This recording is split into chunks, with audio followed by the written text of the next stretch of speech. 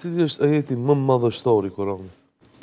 Këtë besimtarët duhet ta kenë të qartë, padyshim se si ajet në vete, ajetul kursi është ajeti më madhështor, për të cilin ajet pejgamberi alayhi salatu vesselam na ka tregu se vlerat, pozitën që e ka ky ajet, pra që besimtarët e lexojnë gjatë ditës kur ata e bëjnë dhikrin.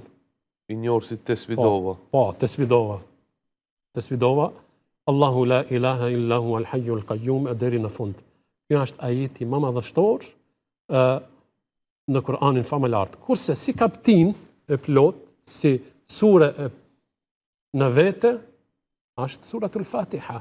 Alhamdulillahi rabbil alamin deri në fund wala dhalin. Kjo është surja më me vlerë në Kur'an.